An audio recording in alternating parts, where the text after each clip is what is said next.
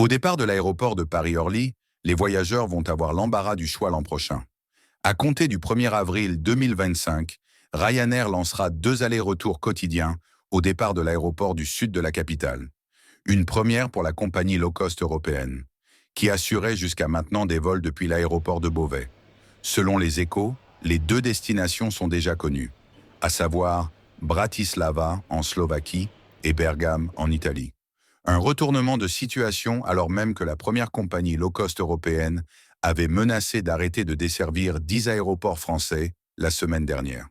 En cause, le projet de loi du gouvernement de multiplier par 3 la taxe Chirac sur les billets d'avion. Le COHOR, l'organisme indépendant chargé de l'attribution des créneaux horaires sur les grands aéroports, en a donc décidé autrement. Il a récemment redistribué 8000 créneaux horaires remis en jeu, dont Ryanair est l'un des nouveaux bénéficiaires. 11 nouvelles rotations par jour. Parmi les nouveaux entrants figure également Volotea, qui a obtenu de quoi opérer 13 vols par semaine au départ d'Orly. La compagnie catalane va renforcer son offre en Italie et desservira Ancône, Olbia, Alghero, Turin et Vérone. La compagnie polonaise LOT va, elle, réaliser un vol quotidien vers Varsovie, mais elle devra redoubler d'efforts face à la compagnie low-cost Wizz Air, qui va lancer 2 nouvelles rotations par semaine vers la capitale polonaise. Air Corsica a, quant à elle, récupéré de quoi compléter son programme sur Figari. Les compagnies aériennes déjà présentes à l'aéroport Paris-Orly ressortent également gagnantes de cette redistribution. Transavia France va ainsi lancer une nouvelle ligne quotidienne vers Amsterdam, tandis qu'EasyJet va ajouter Skopje en Macédoine, Sofia et Southampton à son programme de vol. Vueling va également desservir Salerne en Italie.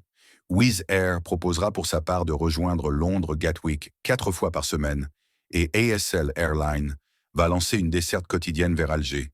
Une seule destination long courrier sera assurée par la compagnie française French Bee, qui reliera Montréal 5 fois par semaine. Mais contrairement aux nouveaux entrants qui ont l'obligation d'utiliser leurs créneaux pour les destinations demandées, les compagnies déjà en place pourront changer leur liaison.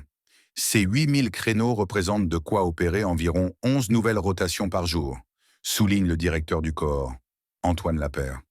Leur réattribution répond à des critères réglementaires précis. La moitié doit revenir à de nouveaux entrants, à savoir des compagnies ayant moins de 5 créneaux quotidiens à Orly.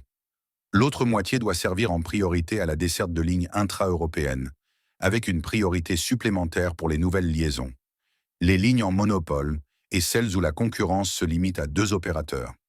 Ces 8000 créneaux correspondent à certains qui ont été abandonnés par des compagnies ayant fermé des lignes comme Air Dolomiti, ou encore ceux de compagnies aériennes qui n'ont jamais réussi à les exploiter, comme la compagnie bretonne Céleste.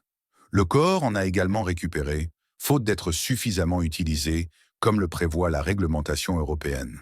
Si le contenu de cette chaîne vous plaît, n'hésitez pas à laisser un commentaire, à liker et à vous abonner pour ne manquer aucune nouvelle vidéo.